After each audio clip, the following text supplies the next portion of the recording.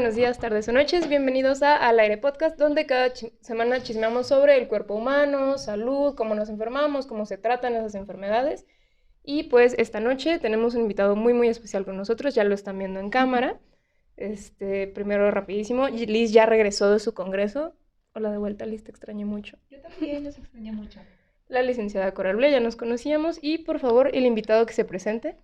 ¿Qué tal, amigos? Yo soy Luis López Montoya, fisioterapeuta, y me especializo en la atención de pacientes que están cursando por procesos oncológicos y aquellos con patología vascular periférica. En ambos escenarios, en aquellos en los que, pues por estos motivos, tienen dificultades para participar en actividades de su vida diaria, ¿no? Dígase laborales, hogareñas, lúdicas, cualquier tipo de tarea que se vea limitada por esos motivos. Yo me enfoqué a trabajar con esta población. Ok, ¿ya cuántos años tienes trabajando con estos pacientes?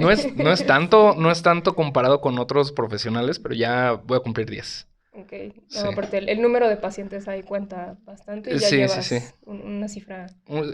Es lamentable, o sea, no me alegra haber visto muchos pacientes, porque al final ver muchos pacientes significa que hay muchas personas que han sufrido, ¿no? Pero sí ha sido una cantidad importante, sobre todo porque hay una carencia bastante amplia, bastante profunda, para que esta población acceda a profesionales que estén capacitados para ayudarles a resolver sus situaciones que están cursando. Ok, y pues vamos desde el principio, ¿no? ¿Qué es linfedema y quiénes están en riesgo de desarrollar ese linfedema?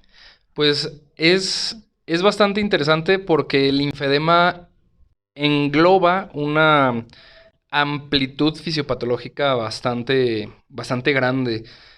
Todo aquel proceso que provoque el fallo anatómico o funcional del sistema linfático, dígase un proceso pues inducido en presencia de un sistema linfático sano, o alguna alteración primaria, dígase una malformación que afecte al sistema linfático o venoso y linfático, produce el linfedema. Y el linfedema es cuando se acumula una gran cantidad de sustancias en algún segmento o incluso cavidad del cuerpo, producto de este fallo anatómico o funcional del sistema linfático.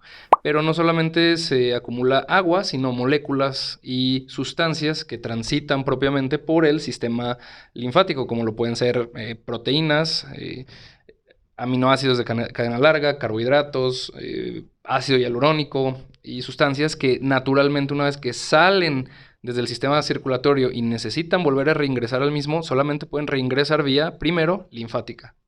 Okay. Oye, Luis, ¿y hay ciertos tipos de cánceres que tienen como más predominancia para que presenten estos linfedemas?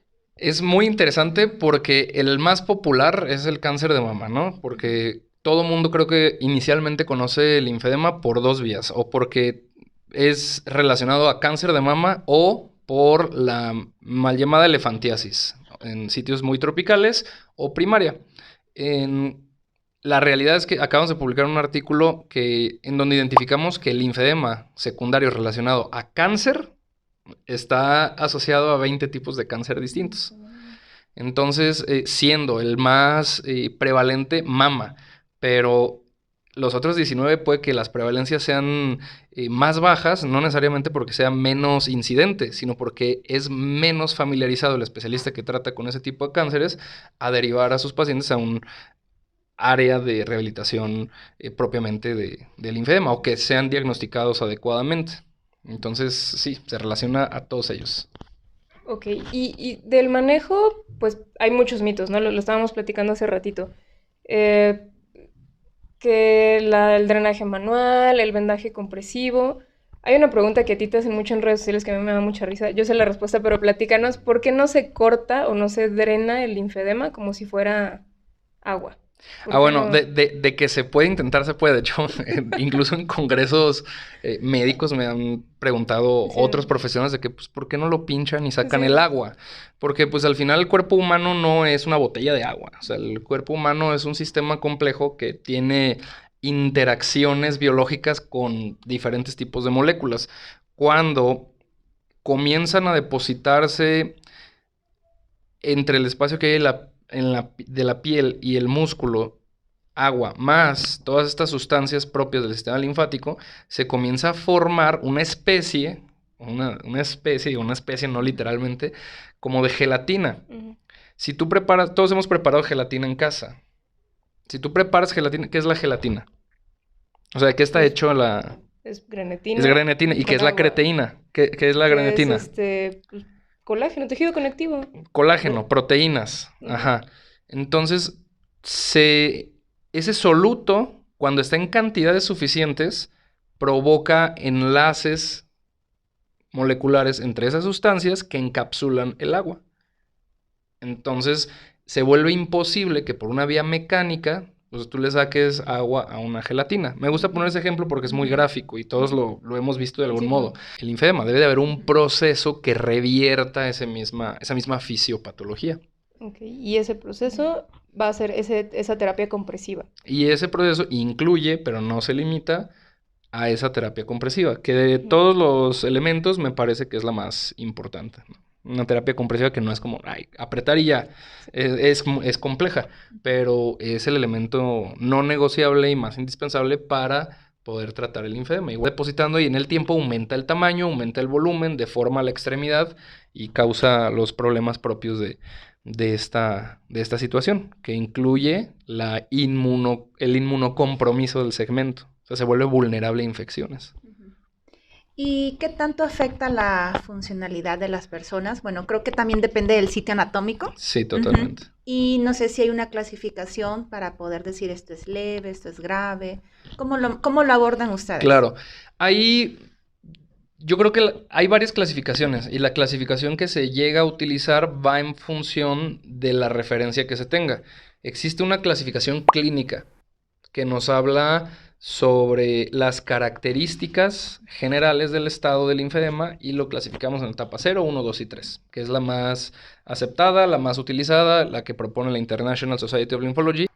Para términos prácticos, la clasificación que usamos es clínica y es esta que describo por sus características y es lo que nos ayuda a definir más o menos si es leve, moderado o severo. Hay otros cálculos estadísticos que nos ayudan a tomar como referencia la propia situación del paciente con respecto a su IMC, con respecto a su talla, que nos ayuda a calcular la severidad del linfedema, independientemente de la etapa clínica, leve, moderado, severo o muy severo. Pues llega a ser pues bastante discapacitante, inclusive, bueno, decías, dependiendo del lugar donde ocurra, pero te digo que me ha tocado ver sitios donde no sería típicamente discapacitante, como el linfedema abdominal.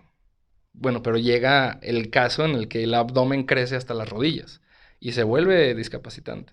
O linfedema en cara, en cánceres de cabeza y cuello o primarios, que es poco típico, pero también prevalente en esta población. Pues no discapacita necesariamente a que no puedas realizar una acción con tu cara. O sea, puedes oler, puedes ver, puedes degustar alimento, pero llega el momento en el que crece tanto que es deformante y te discapacita en función de tu imagen, tu aspecto, y sí, puede llegar el caso que seguro les toca en el servicio, edema laríngeo, edema del tracto digestivo, por fallo linfático profundo, ¿no? En cánceres de cabeza y cuello propiamente. Sí, sí nos llegan a tocar y ya los pacientes traqueostomizados o con N.000 vías de conecte aparte porque ese edema ya está... Exacto, y entonces ahí sí se vuelve una situación donde el paciente pues tiene los párpados edematizados, no puede ver, tiene toda la vía aérea edematizada, no puede respirar, no puede deglutir, entonces sí, o sea, en cara, genital, claro que causa también discapacidad, no se ve, pero muchos pacientes que cursan con linfedema genital pues perderán toda actividad sexual, adicionalmente a que van a tener dificultades para sentarse en un sitio, caminar, levantarse, hacer actividades muy básicas. En las piernas y brazos, pues obviamente, ¿no? Y claro que al principio podría no ser tan discapacitante, pero es un problema que en el tiempo no tiende a detenerse, sino que conforme pasa la historia natural de la patología, implica que va empeorando y va presentando más complicaciones que comprometen la capacidad del sujeto de hacer actividades, ¿no?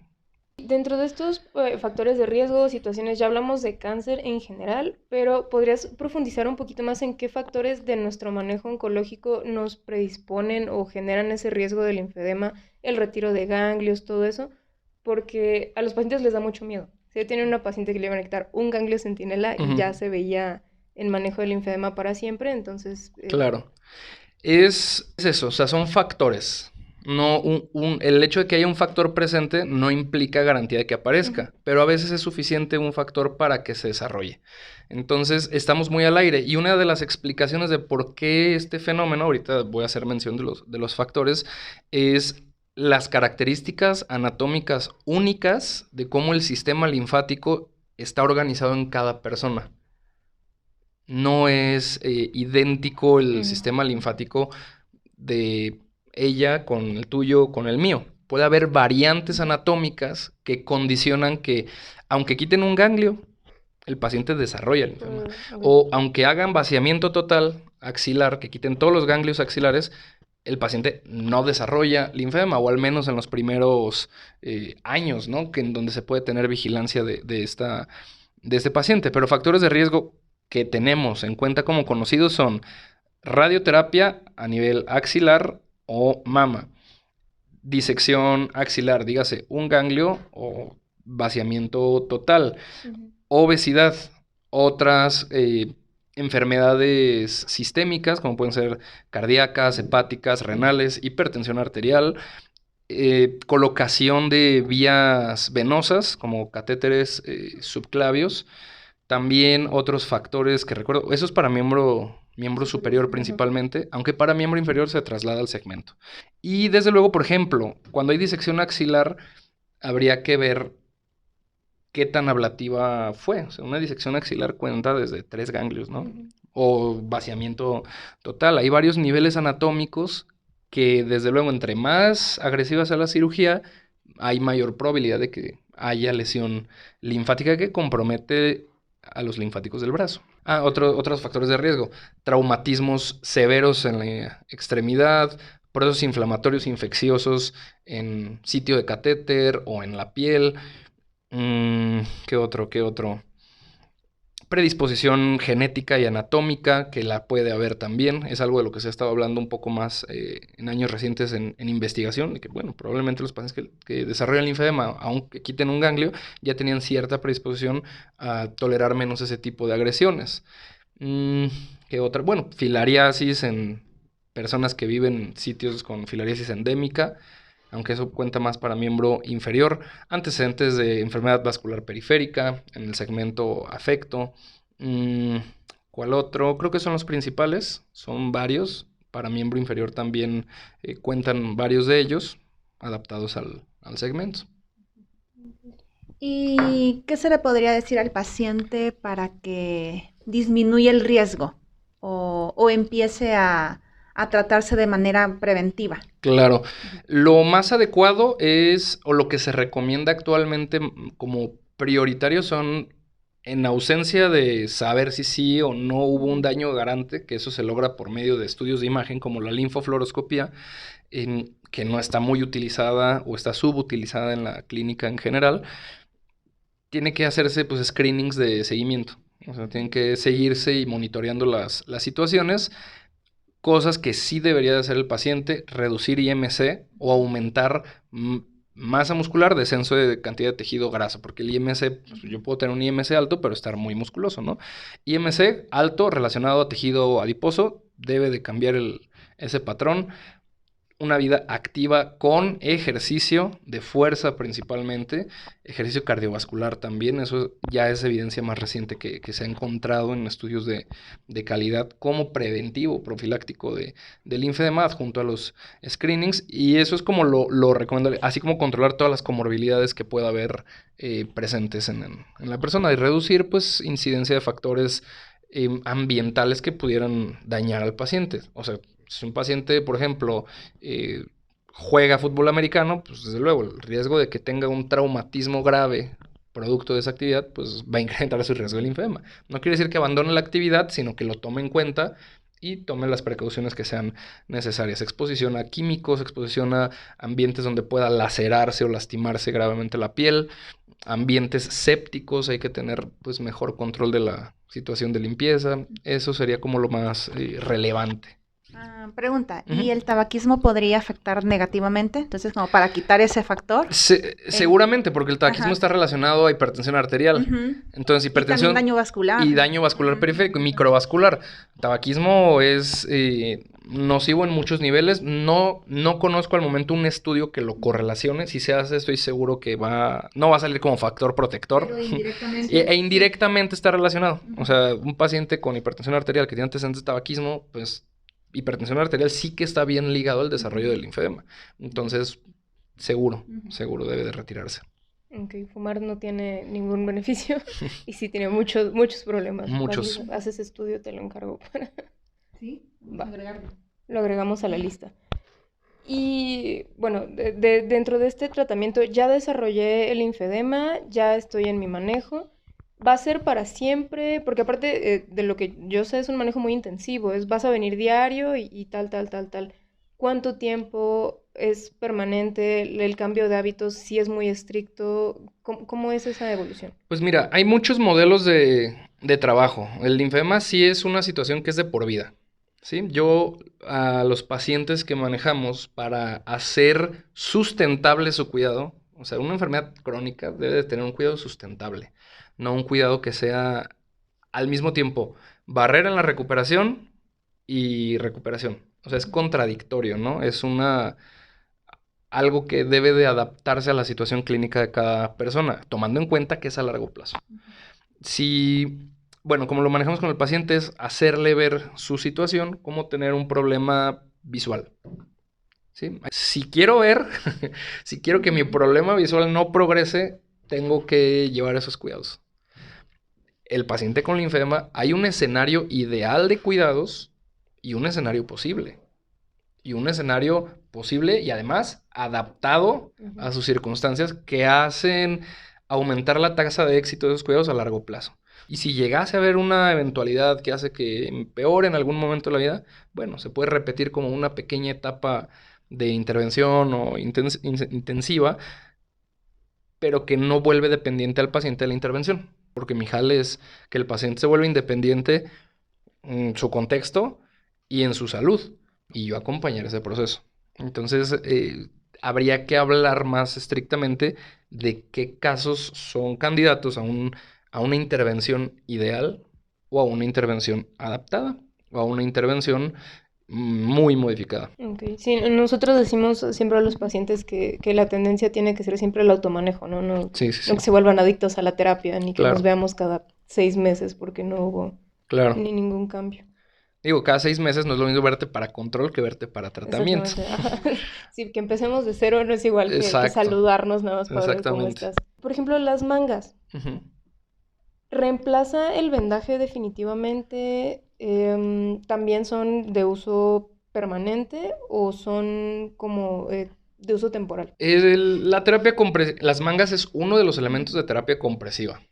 Y hay momentos adecuados para uso de cada elemento.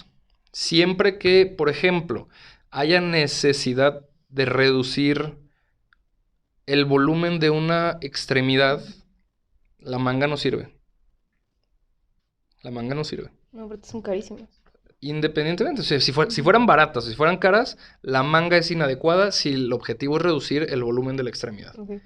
Si se desea reducir el volumen de la extremidad, lo más importante es vendaje multicapa, que típicamente es el que se utiliza, ejercicio terapéutico y cambio en la composición corporal si esto existe. O sea, bajar el porcentaje graso. Eso es vital. Cuando reduce lo suficiente el paciente a unas dimensiones en donde ya no va a haber mejoría, entonces probablemente sea candidato a una manga. Y la función de la manga es contener para evitar que vuelva a formarse. ¿De acuerdo? Junto con todos los demás cuidados que deben de preservar. Como todo, o sea, las mangas tienen caducidad y el tratamiento del linfedema no es curativo. Entonces necesitan manejo de terapia compresiva a mediano o a largo plazo. Dígase por manga para mantener, o incluso pacientes que no pueden costearse una manga, aprenden a hacer el vendaje adecuado y pueden mantener con el vendaje, pero cambia a lo mejor la estrategia de uso. Y para reducir, el vendaje. Ok. En eso sí hay que ser muy, muy enfático, muy estricto, porque también se piensa que, bueno, tiene linfedema. La literatura dice que una manga de compresión. Manga de compresión. ¿Cuál? Pues quién sabe. ¿En qué momento? Pues quién sabe. Ahí es donde se pierde un poco el tacto fino de decir qué es lo conveniente para cada paciente. Sí, no, aquí pues te contaba, está la doctora Verónica en el Servicio de Rehabilitación Física, Mis respetos chief para el la linfedema, doctora. y son muy, muy estrictos en esa Claro. parte de vamos a reducir tallas con el vendaje compresivo, se te va a prescribir la manga ya perfectamente a tus medidas, y aquí está tu receta para Claro. tu manga, y les explican los cuidados de la manga y todo, pero a los pacientes sí les pasa que, bueno, pues ya traigo la manga, me la pongo a veces no, y... Sí, el problema del linfedema está día y noche. O sea, la fisiopatología está activa día y noche, porque afecta la microcirculación y la macrocirculación linfática. Entonces, suele suceder que un cuidado que es demasiado laxo o que carece de elementos para resolver esos pequeños incrementos por descuido o porque el paciente no quiso ponérsela porque fue a la graduación de su hija, que es válido también, pero no tenía el elemento para resolver pequeños aumentos muy discretamente, la manga no va a hacer que reduzcan, sino que los va a ir conteniendo. Entonces, para cuando menos piense el paciente que fue demasiado laxo y no resolvió oportunamente esos pequeños picos de aumento, pues va a llegar el momento en el que la manga ya no funciona como tenía que funcionar y va a necesitar tratamiento otra vez para reducir el volumen. Ok. En condiciones ideales, esto sí es duda personal, Ujú. ¿cuánto dura una manga? O sea, me mantengo en mi peso ideal, soy súper estricta, soy súper Ujú. cuidadosa, ¿cuánto me dura mi manga? Ahí de mangas a mangas depende también aunque seas muy cuidadosa, tienden a tener cierta vigencia los elastanos del producto, ¿no? Depende las marcas, las calidades, pero oscilan de 4 a 8 meses. Cuando decimos esa venda ya no sirve, ya tienes que cambiarla, ese soft ya no sirve, ya tienes que cambiarlo, y la manga igual, aparte de que no aprieta, aparte de lo evidente. No tienen una fecha de caducidad. O sea, yo tengo pacientes que también el material de vendaje les dura muchísimo. ¿Por qué? No sé. No sé, o sea, no sé qué cuidados lleven que les dura mucho y los utilizan. Pero ya cuando la tracción de la venda, que son de tracción corta, es nula, o sea, no solo no es corta, es nula, ya está estirada por completo y la lavas y ya no regresa un poquito a tener esa tracción, ya es una venda que ya caducó. O sea, no quiere decir que no sirva, probablemente pueda emplearse de algún modo, pero ya no es óptima. Ya no es óptima. El soft, pues hay muchos tipos de soft. Hay unos que son como espuma de poliuretano de baja densidad, hay otros que son como guatas sintéticas, hay otros tipos de algodonado. Bueno, se va degradando, se va aplanando, se va deshilachando. Ya cuando no cumple con la función de almohadillar y de dar forma cilíndrica a la extremidad, probablemente ya hay que sustituirlo. Y pues principalmente son las características de cuando ya no cumple con su objetivo el material, es momento de sustituirlo. ¿Y en niños? ¿Qué prevalencia hay del linfedema en niños? En niños hay como algo diferente en las manifestaciones, como aparte de la movilidad, funcionalidad, no sé, dolor, algo que sea diferente al del adulto. Es interesante porque depende si el niño nació con eso. O sea, hay linfedema congénito, está presente al nacimiento. Linfedema primario, por su aparición en tiempo, lo dividimos en 3. Congénito, que es del nacimiento o previo al nacimiento hasta los 2 años de edad. Precoz, de los 2 años de edad a los 35 y después de los 35 años como tardío. Va a depender del contexto de cada sujeto y de qué edad. No es lo mismo que empieza en un adolescente cuando se está construyendo su imagen personal propia que en un niño que nació con ello y pues no se conoce de otro modo. Es totalmente distinto, entonces es complicado en ese aspecto poder definirlo. una parte de lo que nosotros buscábamos mucho con el podcast es como romper los mitos o esas creencias populares más comunes. Del linfedema no me sé muchas. No sé si Ujú. tú nos quieres decir alguna que digas, esto no es cierto, si pueden, Claro. no sé. Mito número 1, cargar cosas pesadas. O sea, no levante más de 2 kilos, no levante más de 5 kilos. Mito. No hay estudios científicos que respalden esa aseveración. Mito número 2, viajar en avión fue lo que provocó linfedema. Tampoco hay estudios científicos que respalden esa aseveración, solo información anecdótica. Mito número 3, no puedo hacer nada que implique esfuerzos. Pues, ¿por qué no? O sea, eso iría en función de la capacidad física de cada persona.